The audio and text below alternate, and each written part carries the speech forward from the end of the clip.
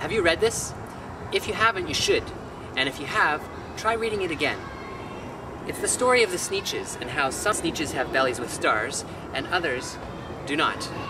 But more than a story about learning that we're all the same inside and we should just learn to get along, I think this is the story of consumer capitalism.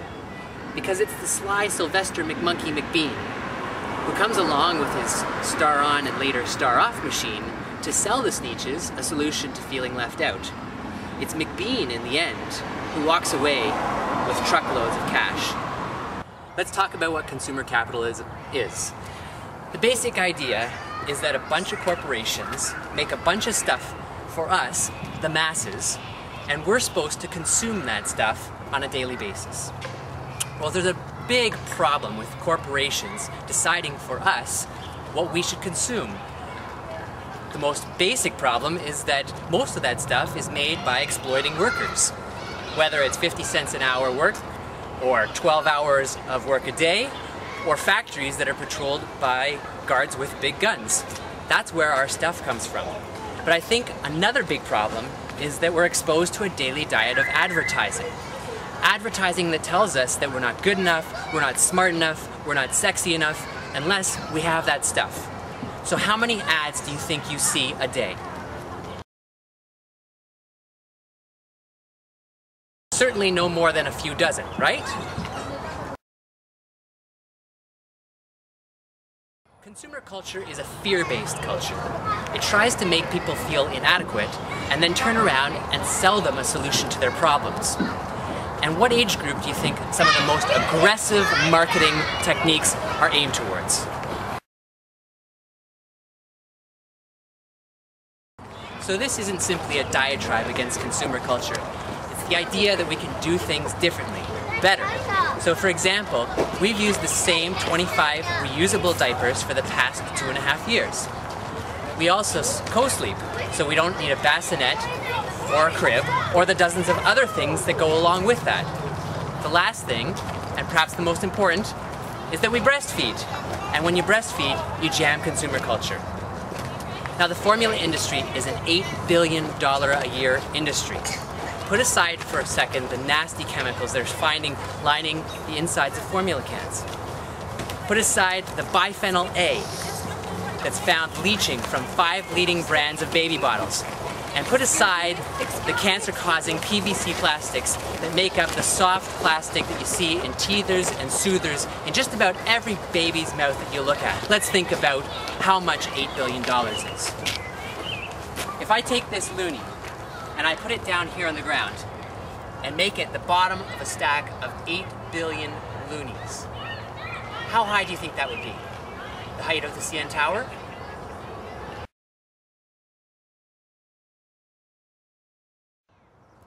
That's a lot of money to give the formula industry. You know, in terms of baby's health, there's no question. Breast milk has immunoglobulin A from mom's body. It also has at least 50 other antibacterial agents so far identified. Now you can go the consumer culture route and you can buy all the cough medicines and all the cold medicines and all the painkillers, or you can use breast milk, which is better and free. Not even any packaging. Did you know that breast milk has natural painkillers in it? I thought that was pretty cool. When you look at the incidence of illness between non-breastfed babies and breastfed babies, those breastfed to between 1.5 years and 2.5 years were found to have fewer types of illnesses, shorter duration of illnesses, and required less medical care. In other words, less stuff. An article in Mothering magazine talks about non-breastfed babies and how they're 250% more likely to develop respiratory diseases. Now, breastfeeding advocates created a marketing campaign sticking an asthma puffer on a plastic nipple to get people to think about the damage feeding formula to babies does. The International Formula Council lobbied the government to try and stop the ad campaign, and what they ended up doing is watering down the message. The breast is best message is tame, it's fine. The formula is dangerous message is bad for business. You know all the people with allergies these days? What are we talking about here?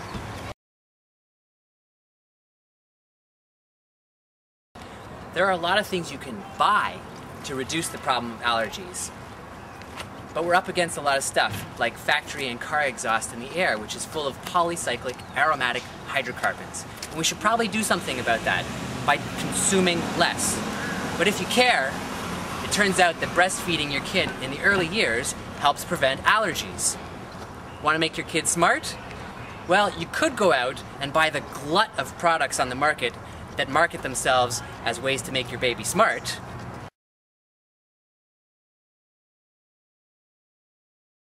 For example, the baby Einstein stuff. But once again, the researchers tell us that feeding your baby and your toddler breast milk is the best way for them to reach their full brain potential. Now, the physical benefits of breastfeeding are huge, but the emotional benefits of breastfeeding are enormous. The secure bonding and attachment that happens at the breast leads to a feeling of safety and of being loved. Check the research and then ask yourself, are these the kids that are going to need stuff to make them feel good about themselves? Or might these be the future culture jammers? Now, consumer capitalism loves to stick its fingers into things that are free and make them not free. So you'll have a ton of things marketed for you for your breastfeeding, including modesty shawls so people don't see you, or fabrics that lift up easily for your breastfeeding, or pumps to express your milk, bottles to put the expressed milk in, warmers to warm that milk, and things to clean the bottle. And all of a sudden, we're back to consumer capitalism again, when really, all you need is a breast. No packaging, no nasty chemicals, free. I'm going to leave you with the words of Marilyn Manson, who said, "Keep them afraid, and they will consume."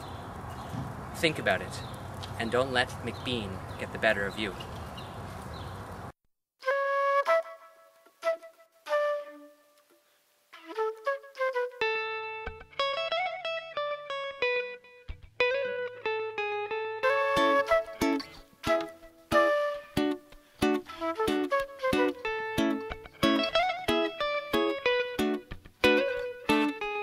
I saw you walking in the mall, strolling down by the market stall, window to window on a shopping spree, chasing an identity. But it takes more than a name on a shirt, a sign on a shoe, a shape in a skirt. That you are in the line, credit card in your hand, fighting to be in fashion.